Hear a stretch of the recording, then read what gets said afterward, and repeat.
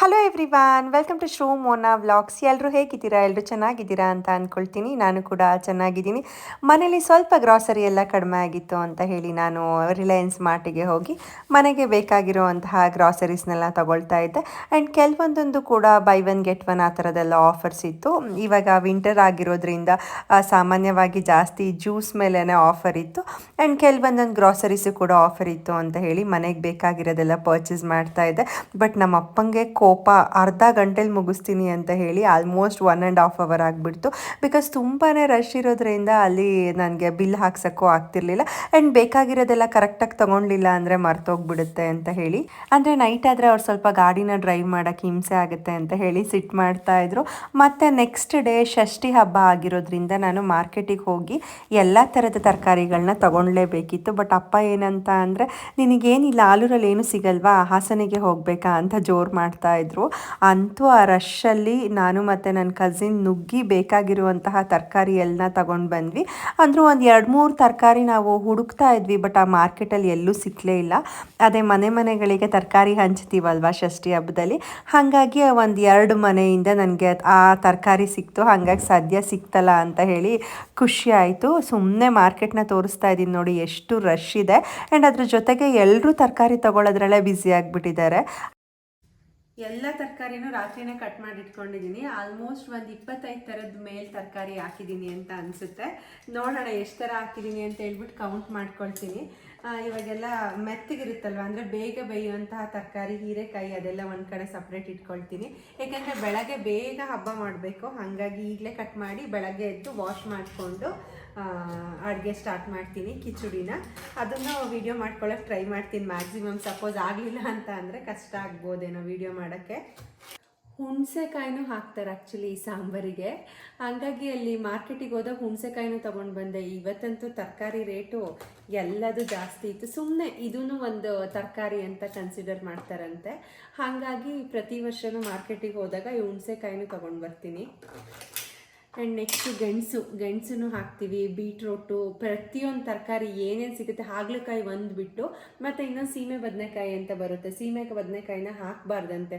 ಸುಬ್ರಹ್ಮಣ್ಯ ದೇವಸ್ಥಾನದಲ್ಲಿ ಅದ್ರದ್ದೇನೋ ತಲೆ ಒಡ್ಕನ ಕಾಯಿ ಅಂತ ನಾವು ಹೇಳ್ತೀವಲ್ಲ, ಹಾಗಾಗಿ ಅದು ಒಂದನ್ನು ಮಾತ್ರ ಹಾಕಲ್ವಂತೆ. ಬಾಳೆಕಾಯಿ, ಸೊಪ್ಪು, ಮೇಯ್ನ್ ಹಲಸಿನ ಬಡ್ಕು, ಈರುಳ್ಳಿ, ಹೂವು, ಪ್ರತಿಯೊಂದನ್ನು ಅಷ್ಟೇ ಎಲ್ಲದನ್ನು ಹಾಕ್ತೀವಿ ನಾವು.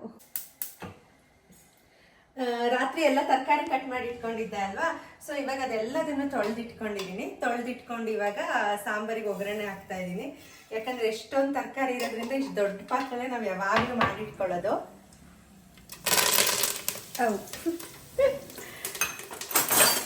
ಫಸ್ಟ್ ಒಗ್ಗರಣೆ ಎಲ್ಲ ಹಾಕ್ಕೊಂಡು ಇಷ್ಟೊಂದು ತರಕಾರಿ ನೋಡಿ, ಇಷ್ಟು ತರಕಾರಿನೂ ಇವಾಗ ಹಾಕೋದು. ವೀಡಿಯೋ ಕ್ಯಾಮ್ರಾ ಬರೋದಲ್ಲಿ ಹೆಂಗೆ ಬೀಳ್ತಿದೆ ಅನ್ನೋದೇ ಗೊತ್ತಾಗ್ತಿಲ್ಲ. ತರಕಾರಿ ಅಂತ ಕೆಳಗಡೆ ಚೆಲ್ತು. ಇಷ್ಟೊಂದು ತರಕಾರಿ ಎಲ್ಲ ಹಾಕಿ ಇವಾಗ ಚೆನ್ನಾಗಿ ಇದಕ್ಕೆ ಒಂಚೂರು ಉಪ್ಪು, ಅರಿಶಿನ ಪುಡಿ ಹಾಕಿ ಫ್ರೈ ಮಾಡೋದು. ಹುಣಸೆಕಾಯಿ ರಾತ್ರಿ ತೋರಿಸಿದ್ನಲ್ಲ ಅದು. ಮಸಾಲೆ ಎಲ್ಲ ಆಲ್ರೆಡಿ ರುಬ್ಬಿಟ್ಕೊಂಡಿದ್ದೀನಿ. ಇದಕ್ಕೆ ಒಂಚೂರು ಅರಿಶಿನ ಪುಡಿ ಮತ್ತು ಉಪ್ಪು ಹಾಕ್ಕೊಂಡು ಫ್ರೈ ಮಾಡ್ಕೊಳ್ತೀನಿ.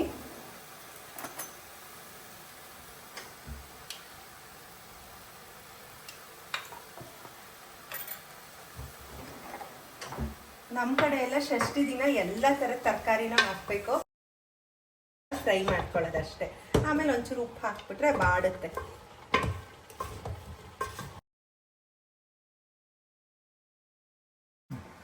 ತರಕಾರಿ ಎಲ್ಲ ಹಸಿ ವಾಸನೆ ಹೋಗಕ್ಕೆ ಇಟ್ಕೊಂಡಿದ್ದೀನಿ. ಹಸಿ ವಾಸನೆ ಹೋಗೋ ಅಷ್ಟೊತ್ತಿಗೆ ನಾವು ಷಷ್ಠಿ ಹಬ್ಬದಲ್ಲಿ ಕಿಚುಡಿ ಅಂತ ಹೇಳಿ ಮಾಡ್ತೀವಿ. ಈಸಿ ಏನಿಲ್ಲ, ಅದಕ್ಕೆ ಜಸ್ಟ್ ನಾನು ಸಾಸಿವೆ ಹಾಕ್ಕೊಳ್ತಿದ್ದೀನಿ, ಆಮೇಲೆ ಸ್ವಲ್ಪ ಕಡಲೆಬೇಳೆ. ಫಸ್ಟ್ ಎಲ್ಲ ಕಟ್ ಮಾಡಿ ಇಟ್ಕೊಂಡಿದ್ದೆ ನಾನು ವಿಡಿಯೋ ಮಾಡೋಕ್ಕೆ ಹೆಲ್ಪ್ ಆಗುತ್ತೆ ಅಂತ ಹೇಳಿ. ಇದು ತುರುಕು ಮೆಣಸಿನ್ಕಾಯಿ ಅಂತ ಹೇಳಿ ಕರಿತೀವಿ, ಚಿಕ್ಕ ಮೆಣಸಿನ್ಕಾಯಿ. ಅದು ಬೆಳ್ಳುಳ್ಳಿ, ಕರಿಬೇವು, ಈರುಳ್ಳಿ ಇಷ್ಟನ್ನು ಹಾಕ್ಕೊಂಡು ಸ್ವಲ್ಪ ಫ್ರೈ ಮಾಡ್ಕೊಳ್ತಾ ಇದ್ದೀನಿ. ಆಮೇಲೆ ಮೆಂತೆ ಮೇಯ್ನ್ ಇಂಗ್ರೀಡಿಯೆಂಟ್ಸ್ ಅಂತ ಅಂದರೆ ಇದಕ್ಕೆ ಮೆಂತೆನೇ ನಾವು ಹಾಕೋದು. ಮೆಂತೆನ ಫಸ್ಟೇ ನಾನು ಆಲ್ರೆಡಿ ಹುರಿದು ಫ್ರೈ ಮಾಡಿ ಇಟ್ಕೊಂಡಿದ್ದೆ, ಪುಡಿ ಮಾಡಿ ಇಟ್ಕೊಂಡಿದ್ದೆ. ಫ್ರೈ ಮಾಡಿಕೊಂಡು ಮೆಂತೆ ಮತ್ತು ಜೀರಿಗೆ ಎರಡನ್ನೂ ಫ್ರೈ ಮಾಡಿ ಇಟ್ಕೊಂಡಿದ್ದೆ. ಅದನ್ನು ಪುಡಿ ಮಾಡಿ ಇವಾಗ ಒಗ್ಗರಣೆ ಚೂರು ಈರುಳ್ಳಿ ಸ್ವಲ್ಪ ಫ್ರೈ ಆದಮೇಲೆ ಇದನ್ನು ಹಾಕ್ಕೊಳ್ತಿದ್ದೀನಿ. ಹೀಗೆ ಒಂದು ಸ್ವಲ್ಪ ದಪ್ಪನೂ ಇರಬೇಕು, ಸ್ವಲ್ಪ ತರಿ ತರಿ ಥರನೂ ಇರಬೇಕು. ಇಷ್ಟೇ, ಈರುಳ್ಳಿ ಇಷ್ಟು ಫ್ರೈ ಆದಮೇಲೆ ಮೆಂತೆ ಏನು ಪುಡಿ ಮಾಡಿ ಇಟ್ಕೊಂಡಿದ್ವಿ ಅದನ್ನು ಹಾಕ್ಕೊಳ್ತಾ ಇದ್ದೀನಿ. ತುಂಬಾನೇ ತಂಪು, ಮತ್ತೆ ಈ ಸಾಂಬಾರಿಗೆ ಅದೇ ಮೇಯ್ನ್ ರುಚಿ. ಮತ್ತೆ ರಾತ್ರಿನೇ ಸ್ವಲ್ಪ ಕಡಲೆಕಾಳು ನೆನೆಸಿಟ್ಕೊಂಡಿದ್ದೆ. ಯಾವಾಗಲೂ ಕಡಲೆಕಾಳು ಏನು ಹಾಕಲ್ಲ ನಾನು, ಇವಾಗ ಷಷ್ಠಿ ಟೈಮಲ್ಲಿ ಮಾತ್ರ ಸ್ವಲ್ಪ ಕಡಲೆಕಾಳು ಹಾಕ್ಕೊಳ್ತೀನಿ. ಕಾಯಿ ಮತ್ತೆ ಖಾರ ಪುಡಿ, ಸಾಂಬಾರ್ ಪುಡಿ, ಈರುಳ್ಳಿ, ಟೊಮೊಟೊ, ಸ್ವಲ್ಪ ಹಸಿರು ಇದಾಕೊಂಡಿರ್ತೀನಿ ನಾನು, ಶುಂಠಿ ಮತ್ತೆ ಬೆಳ್ಳುಳ್ಳಿ, ಸ್ವಲ್ಪ ಚಕ್ಕೆ ಲವಂಗ, ಇದನ್ನು ಅಷ್ಟೇ ಸ್ವಲ್ಪ ಹಸಿ ವಾಸನೆ ಆಗೋ ತನಕ ಫ್ರೈ ಮಾಡ್ಕೊಳ್ತೀನಿ ಅಷ್ಟೇ. ಇದೆಲ್ಲ ರೆಸಿಪಿ ಗೊತ್ತಿರುತ್ತೆ, ಆದ್ರೂ ಸುಮ್ಮನೆ ಕ್ಲಿಪ್ಪಿಂಗ್ಸ್ ಆ್ಯಡ್ ಮಾಡ್ತಾ ಇದ್ದೀನಿ. ರೆಡಿ ಮಾಡ್ಕೊಂಡಿದ್ದೆ ಅಲ್ವಾ, ಅದಕ್ಕೆ ಅಕ್ಕಿ ಹಾಕ್ತಾ ಇದ್ದೀನಿ. ಸಿಂಪಲ್ ಆಗಿ ಇದ್ರ ಜೊತೆ ಕಾಯಿ ಹಾಲು ಅಂತಾನು ಮಾಡ್ಕೊಳ್ತೀವಿ ನಾವು.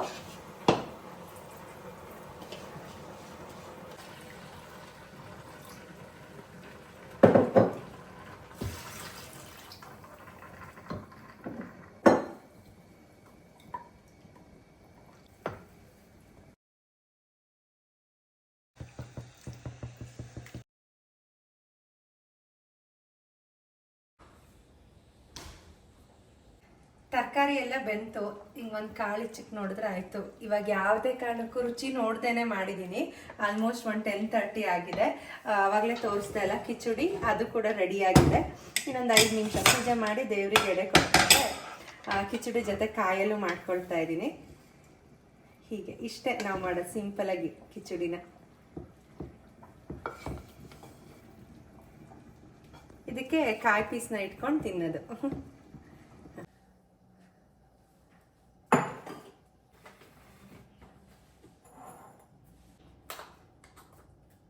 ಕಾಯಿ ಹಾಲಿಗೆ ಈ ಥರ ಒಂದೊಂದ್ಸತಿ ನಾನು ಈ ಕಾಯಿ ಸಮೇತನೇ ಹಾಕ್ಕೊಳ್ತೀನಿ. ಬಟ್ ಒಂದೊಂದ್ಸತಿ ಏನು ಮಾಡ್ತೀನಿ, ಕಂಪ್ಲೀಟಾಗಿ ಹಿಂಗೆ ಸೋಸ್ಕೊಂಡು ಹಾಲನ್ನ ತಕ್ಕೊಳ್ತೀನಿ.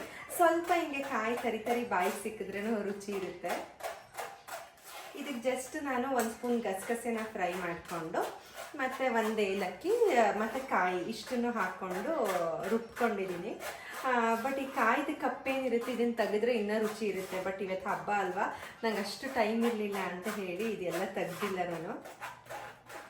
ಜಸ್ಟ್ ಇದ್ರದ್ದು ರಸ, ಕಾಯಿ ಹಾಲು ಅಂತೀವಲ್ಲ ಆ ಥರ ಇದ್ರ ರಸ ಎಲ್ಲ ತಕ್ಕೊಳ್ತಾ ಇದ್ದೀನಿ. ಮತ್ತು ಸ್ವಲ್ಪ ಇದು ತರಿ ತರಿಯಾಗಿ ರುಬ್ಕೊಂಡಿದ್ದೀನಿ, ಹಾಗಾಗಿ ಇಷ್ಟು ರಸ ಬರ್ತಾ ಇದೆ. ನಾನು ಕೆಲವೊಂದು ಸತಿ ಹಾಗೇನೆ ಈ ಥರ ಇದು ಸಿಗಬೇಕು ಬಾಯಿಗೆ, ಆವಾಗಲೇ ರುಚಿ ಜಾಸ್ತಿ ಅನಿಸುತ್ತೆ. ಹಾಗಾಗಿ ಒಂದೊಂದ್ಸತಿ ಹಾಗೇನೂ ಮಾಡ್ಕೊಳ್ತೀನಿ.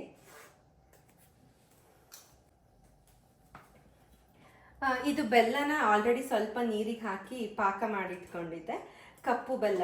ಅದನ್ನು ಇದಕ್ಕೆ ಹಾಕ್ಕೊಂಡು ಮಿಕ್ಸ್ ಮಾಡಿಕೊಂಡ್ರೆ ಕಾಯಲ್ಲಿ ರೆಡಿ ಆಗಿಬಿಡುತ್ತೆ.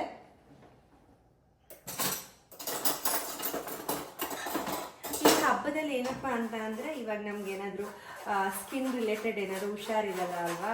ನನಗೆ ಲಿಪಿ ಪ್ರೆಗ್ನೆಂಟಲ್ಲಿ ಆ್ಯಕ್ಚುಲಿ ತುಂಬಾ ಸ್ಕಿನ್ ಇನ್ಫೆಕ್ಷನ್ ಆಗಿಬಿಟ್ಟಿತ್ತು.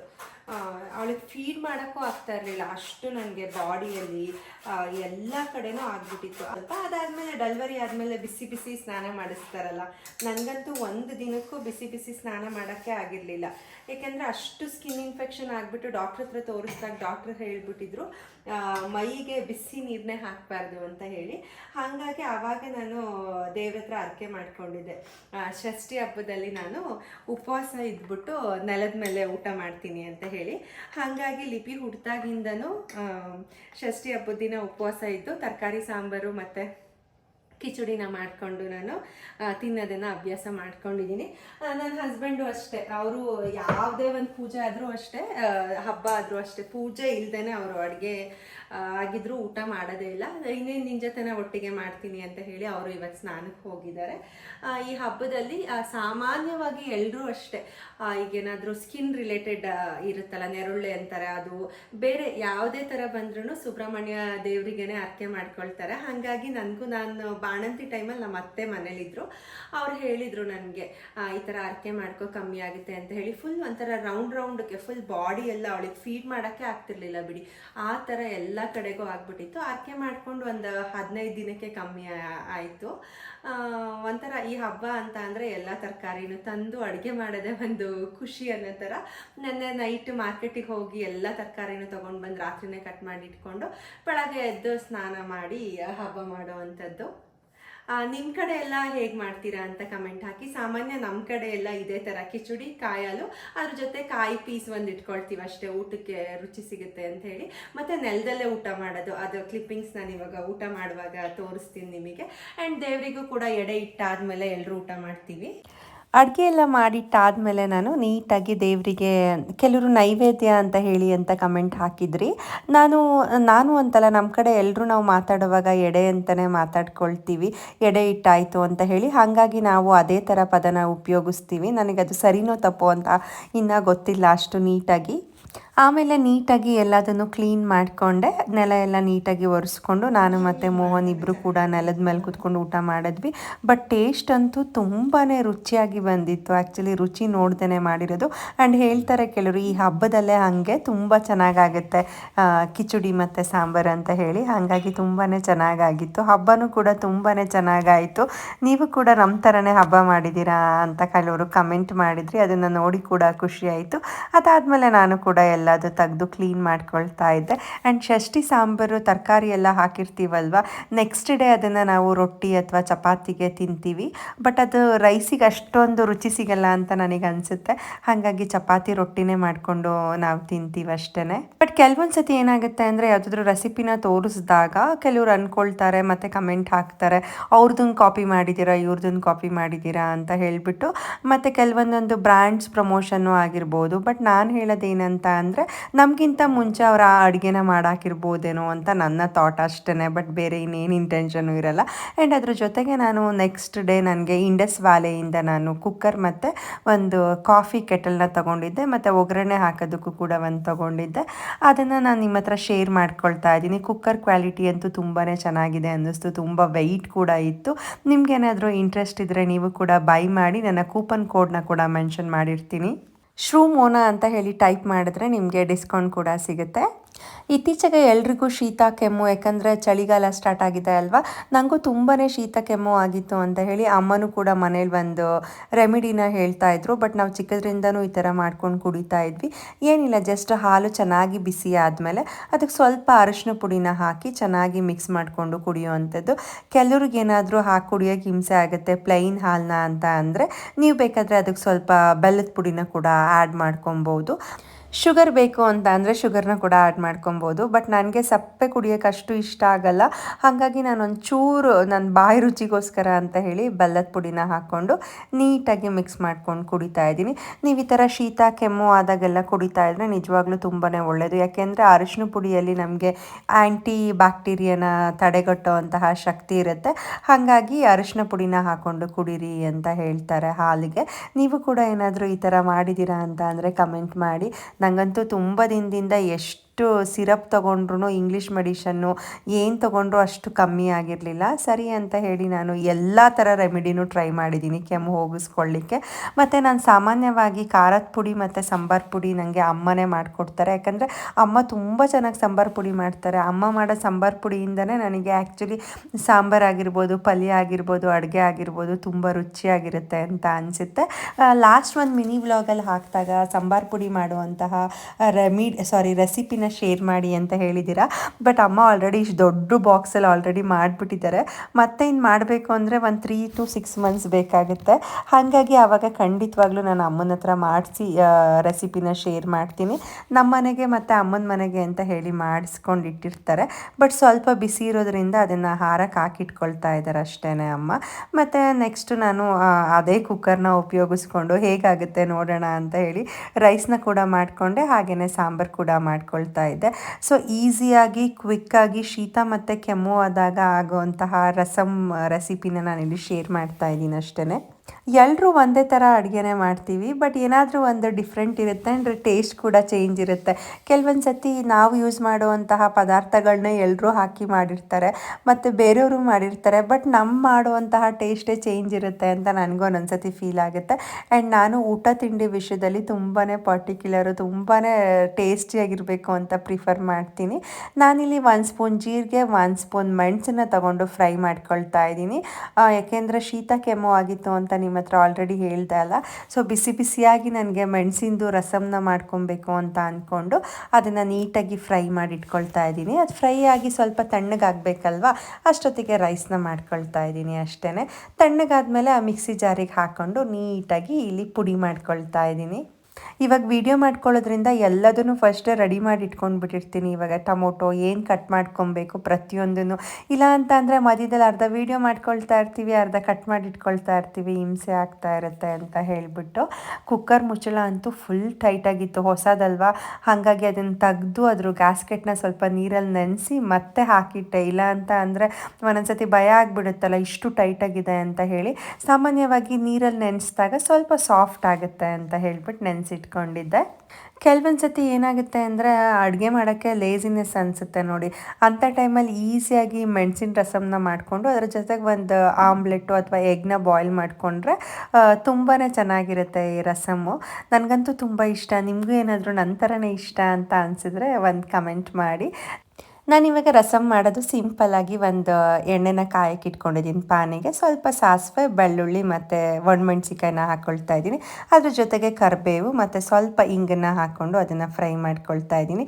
ಚಿಕ್ಕದಾಗಿ ಕಟ್ ಮಾಡಿ ಇಟ್ಕೊಂಡಿರೋವಂತಹ ಟೊಮೊಟೊ ಹಣ್ಣು ಮತ್ತು ಹಸಿರು ಮೆಣಸಿಕಾಯಿನ ಹಾಕ್ಕೊಂಡು ಫ್ರೈ ಮಾಡಿಕೊಂಡು ಸ್ವಲ್ಪ ಅರಶಿನ ಪುಡಿನ ಹಾಕ್ಕೊಳ್ತಾ ಇದ್ದೀನಿ. ಟೊಮೊಟೊ ತುಂಬ ಚೆನ್ನಾಗಿ ಮ್ಯಾಶ್ ಆಗಬೇಕು ಅಂದರೆ ಕದ್ಲು ಥರ ಆಗಬೇಕು, ಆವಾಗಲೇ ಸಾಂಬಾರು ರುಚಿ ಬರುತ್ತೆ. ಅರಶಿನ ಪುಡಿನ ಹಾಕ್ಕೊಂಡು ಪುಡಿ ಮಾಡಿ ಇಟ್ಕೊಂಡಿದ್ದೆ ಅಲ್ವಾ, ಮೆಣಸಿನ ಪುಡಿನ ಹಾಕ್ಕೊಂಡು ಅದನ್ನು ಸ್ವಲ್ಪ ಫ್ರೈ ಮಾಡ್ಕೊಳ್ತಾ ಇದ್ದೀನಿ. ಆಮೇಲೆ ನಾನಿಲ್ಲಿ ಅರ್ಧ ನಿಂಬೆಹಣ್ಣಿನ ಹೋಳಷ್ಟು ಹುಣಸೆ ಹಣ್ಣನ್ನು ನೆನೆಸಿಟ್ಕೊಂಡಿದ್ದೆ, ಅದರ ರಸನ ಹಾಕ್ಕೊಂಡು ಸ್ವಲ್ಪ ಫ್ರೈ ಮಾಡಿಕೊಂಡು ಅದು ಕುದ್ದಾದಮೇಲೆ ಎಷ್ಟು ನೀರು ಬೇಕೋ ಅಷ್ಟು ಕನ್ಸಿಸ್ಟೆನ್ಸಿಗೆ ನಾನಿಲ್ಲಿ ನೀರನ್ನ ಹಾಕ್ಕೊಂಡು ರುಚಿಗೆ ತಕ್ಕಷ್ಟು ಉಪ್ಪನ್ನ ಹಾಕ್ಕೊಂಡು ನಾನಿಲ್ಲಿ ಕುದಿಸಿ ಇಟ್ಕೊಳ್ತಾ ಇದ್ದೀನಿ. ಅಮ್ಮ ಏನೇ ಇಷ್ಟು ಮಾಡಿದ್ಯಾ, ಚೆನ್ನಾಗಾಗಿದೆಯಾ ಅಂತ ಅಂದರು. ನೋಡಮ್ಮ ನನಗೆ ಒಂಚೂರು ಸ್ಮೆಲ್ಲೇ ಗೊತ್ತಾಗ್ತಾ ಇಲ್ಲ ಶೀತಕ್ಕೆ ಅಂತ ಹೇಳಿದೆ. ಅಮ್ಮನು ಗಮ್ಮಂತ ಇದೆ ಬಿಡು, ಚೆನ್ನಾಗಿದೆ ಅಂತ ಹೇಳಿದ್ರು. ಆಮೇಲೆ ನನ್ನ ಕಸಿನ್ ಕೂಡ ಬಂದಿದ್ದ. ಸೋಫಾ ಮೇಲೆ ಈ ಥರ ಕಾಲಿಟ್ಕೊಂಡು ಕೂತ್ಕೊಂಡಿದ್ಯಲ್ಲ, ನನ್ನ ಸೋಫಾ ಎಲ್ಲ ಗಲೀಜಾಗುತ್ತೆ ಅಂತ ಅವನಿಗೆ ರೇಗಿಸ್ತಾ ಇದ್ದೆ. ಬಿಡಕ್ಕ ತೊಳೆದ್ರಾಯ್ತು ಅಂತ ಹೇಳಿ ತಮಾಷೆ ಮಾಡ್ಕೊಂಡು ಹಾಗೆ ಕೂತ್ಕೊಂಡಿದ್ವಿ. ಇವತ್ತಿಗೆ ಈ ವಿಡಿಯೋನ ಮುಗಿಸ್ತಾ ಇದ್ದೀನಿ. ಮತ್ತೊಂದು ವಿಡಿಯೋ ಜೊತೆ ಸಿಗ್ತೀನಿ. ದಯವಿಟ್ಟು ನನ್ನ ವಿಡಿಯೋ ಇಷ್ಟ ಆಗಿದ್ರೆ ಶೇರ್ ಮಾಡಿ, ಸಬ್ಸ್ಕ್ರೈಬ್ ಮಾಡಿ, ಲೈಕ್ ಮಾಡಿ. Thank you.